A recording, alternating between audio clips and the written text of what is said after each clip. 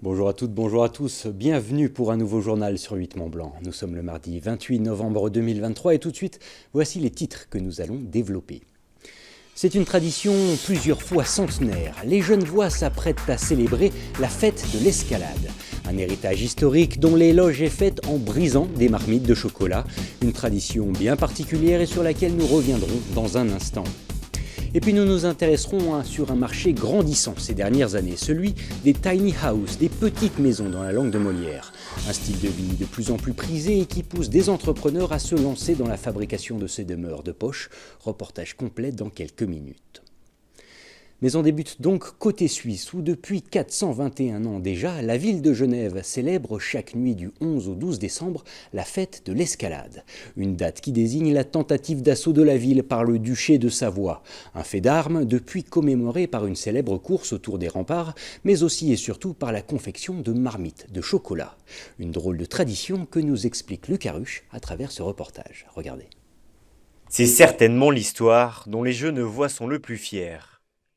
La nuit du 11 septembre 1602, la République de Genève est prise d'assaut par les troupes du duc de Savoie. Avec détermination et bravoure, les habitants de la ville parviennent à repousser l'ennemi, faisant de Genève une cité forte et indépendante. Aujourd'hui, le symbole de cette résistance genevoise, c'est elle, la mère royaume. Alors là, vous avez une représentation assez emblématique, mais vraiment avec ces lunettes du début du XXe siècle, de la mère royaume qui est en train de déverser le contenu de sa marmite. Alors déjà dans l'histoire, normalement, c'est la marmite qu'elle a jetée par sa fenêtre sur la tête d'un ennemi, en fait, et a tué ce Savoyard grâce à cette soupe. Elle incarne finalement toutes ces femmes qui, durant la nuit de l'escalade, ont dû participer comme elles ont pu au combat en jetant sur l'assaillant tout ce qui leur passait sous la main. C'est donc en hommage à ce geste héroïque et ô combien symbolique que les chocolatiers de la ville produisent pour l'occasion cette marmite en chocolat garnie de légumes en pâte d'amande. Donc on a les petites marmites qui sont numérotées en fait, numéro 4, numéro 5, numéro 6, voilà, en lait ou en noir. Voilà, différentes tailles, naturellement différents prix, différents budgets. Chaque année, Philippe Auer confectionne 800 marmites en chocolat, une production artisanale qui s'inscrit dans la tradition de la fête de l'escalade, célébrée ici chaque début décembre. Alors la tradition de la casse de la marmite, c'est de prendre le plus petit et le plus vieux de la famille ou de l'équipe présente et de dire et périr l'envahisseur et de casser la marmite ensemble. Et on se régale. Et on se régale, voilà. En pensant à vos amis savoyards. Exactement. L'escalade, c'est en quelque sorte la fête nationale des Genevois. Et pendant que certains dégusteront leur marmite en chocolat, d'autres participeront le 2 décembre prochain à la course du Duc. Cette course à pied partira de Régnier en France pour rejoindre Genève. Elle retracera le parcours emprunté en 1602 par les assaillants savoyards. Une dizaine d'années après leur arrivée en France, les tiny houses séduisent de plus en plus d'adeptes. Ces petites maisons minimalistes ont aujourd'hui pour la plupart tout le confort moderne de certaines habitations. Sébastien Germain s'est rendu à Labatty, près d'Albertville, pour rencontrer la gérante de Tiny House Tarentaise, une entreprise en pleine expansion. Reportage.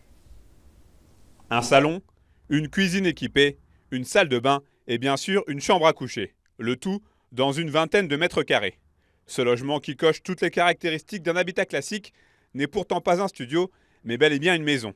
Une tiny house plus précisément. Ce concept, né aux États-Unis, est arrivé en France il y a une dizaine d'années. En Savoie, la petite entreprise Tiny House Tarentaise, basée à Labatty, est en pleine expansion. Pour la plus grande fierté de Candice Anzac, gérante de la société, depuis 1 an et demi. C'est quelque chose qui se développe, nous on le voit, on ne fait pas de pub, on a de plus en plus de clients qui viennent nous voir. C'est quelque chose avec la télé et les magazines qui a pris une dimension incroyable. J'étais convaincue et je suis convaincue encore que l'habitat il va devoir affronter des gros changements. On le voit bien, hein, on a les permis de construire, ils s'amenuisent, on rétrécit nos espaces de vie. Donc c'est vraiment quelque chose qui répond à l'ère du temps. Nos habitudes de vie, de consommation changent. On est vraiment vraiment aujourd'hui dans quelque chose de mobile. On va changer plusieurs fois de métier dans une vie, donc c'est vraiment un avantage phénoménal. Ancienne chef de produit dans les cosmétiques, Candy Sandzak s'est ensuite reconvertie dans l'éco-construction.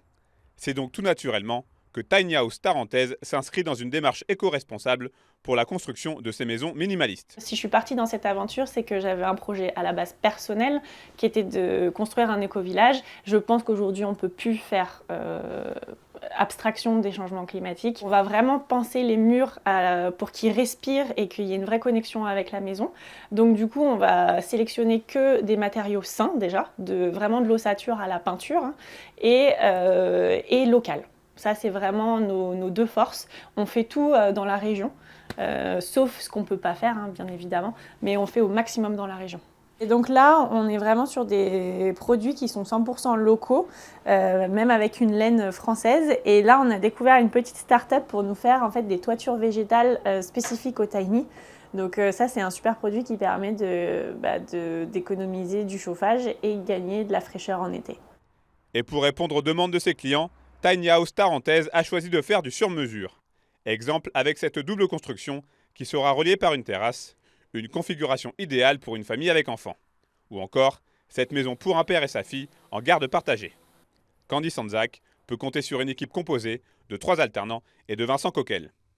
C'est tout réuni dans un espace restreint. Ça me change des grands chantiers que je faisais par avant. Donc c'est tout réuni, c'est-à-dire la charpente. J'ai été charpentier, j'ai été couvreur, j'ai fait de l'ébénisterie, j'ai fait de la menuiserie. Donc tout ce qu'il y a ici, c'est correct pour moi, c'est facile. Enfin, c'est facile. Dans cet atelier, on ne se contente pas de construire des petites habitations. La dernière commande en date vient de la station des Arcs, avec ses toilettes sèches qui seront installées sur les pistes. À l'heure actuelle, la petite entreprise Tarine livre environ 6 maisons par an. Et l'idée étant bien entendu d'élargir cette production à l'avenir. Pour une petite maison estampillée Tiny House Tarentaise, comptez entre 35 et 65 000 euros. On reste dans le monde des entreprises innovantes pour se pencher à présent sur une structure qui compte bien renouveler l'image que nous nous faisons des agences de voyage. Captain Wild, c'est son nom, a décidé de miser sur un tourisme sportif proposant aux adeptes de loisirs d'extérieur de partir en compagnie de champions représentant des grandes marques de matériel. Plus d'explications avec ce reportage. Lancée en 2020, Captain Wild est une entreprise qui voit loin et même très loin. Basée à Annecy, la jeune start-up a pour ambition de révolutionner le concept même d'agence de voyage. Destinée aux amateurs de sport et de sensations fortes, les séjours proposés par la structure misent en effet sur l'expérience client. Un concept qui va bien au-delà de l'immersion et du dépaysement habituellement proposés, et ce en partenariat avec de grandes marques de l'outdoor qui possèdent déjà pour la plupart une communauté conquise par leurs produits ou leurs valeurs. Un attachement sur lequel mise aujourd'hui la douzaine de salariés de Captain Wild. C'est vraiment de pouvoir embarquer leur communauté sur les séjours. Et nous, on pense que vraiment le step supérieur de toute l'expérience de marque, elle repose sur le terrain, quoi. Et donc, on profite de cet attachement que vont avoir les communautés de marques à leur marque préférée. Et on va accompagner les marques pour passer au step supérieur qui est en fait la pratique sur le terrain, l'échange avec les guides, le test du produit sur le terrain. Et on pense que cet attachement il est fort mais il est pas encore terminé, quoi. Il manque un petit truc qui est en fait la pratique. Parti de ce constat, il a donc fallu se tourner vers les grands noms du secteur. Des fabricants de matériel de sport qui ont donc décliné leur savoir-faire au travers de séjours encadrés par des professionnels, la plupart du temps déjà ambassadeurs ou égéries de la marque. Ce qu'on a toujours voulu faire, c'est avec cet axe de progression. On vient sur un séjour Captain Wild pour apprendre quelque chose, quel que soit le sport, si c'est de l'enduro, progresser dans sa technique de descente, progresser dans sa technique de ski freeride par exemple, ou simplement de l'initiation. Je fais du ski depuis de nombreuses années en station et j'ai envie de découvrir la pratique du ski de randonnée ou du speedboard. Et dans ce cas-là, je viens acquérir des compétences à travers un de nos séjours, accompagné par les marques, évidemment. Mais la réelle plus-value réside dans le portage des réservations directement sur le site internet des enseignes concernées. Une page web qui redirige les potentiels clients sur les offres de voyage proposées par Captain Wild. Une réelle innovation dans le secteur qui implique les marques sans pour autant leur imposer davantage de gestion. Notre premier concept, c'était de vraiment co-développer des séjours avec les marques. et donc de faire un séjour où il y a l'expérience de marque pour améliorer l'expérience pour client, etc.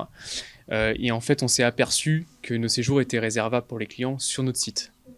Donc c'est-à-dire qu'on faisait un très beau truc avec une marque, mais toute l'expérience se passait sur notre site. Et là, on s'est dit, il faut qu'on fasse quelque chose, et c'est là que l'idée de l'iFrame est venue, c'est-à-dire de pouvoir emmener les clients, réserver leur séjour sur le site de marque. Donc toute l'expérience restait sur le site de marque. Une offre qui permet à la petite entreprise de s'étoffer chaque année. Après la France, ce sont aujourd'hui près d'une trentaine de destinations qui sont référencées, dévoilant une gamme d'activités toujours plus longue, une tendance qui n'est pas prête de s'arrêter. Et nous arrivons au terme de ce journal. Merci à tous de votre intérêt pour l'actualité sur 8 Mont Blanc et merci à toute l'équipe. On se quitte avec quelques images de l'or blanc qui a fait son retour sur notre territoire, comme ici sur ces images à Méribel qui s'apprête d'ailleurs à ouvrir son domaine skiable ce samedi 2 décembre. Juste après ce journal, Thierry Paulme vous attend pour sa météo avant une rediffusion de l'aparté de la rédac consacrée à la Fédération française des masseurs kinésithérapeutes rééducateurs. Quant au retour de l'information sur notre antenne, c'est pour demain à partir de 18h, mais en attendant, je vous souhaite une agréable soirée sur 8 Mont Blanc. À bientôt.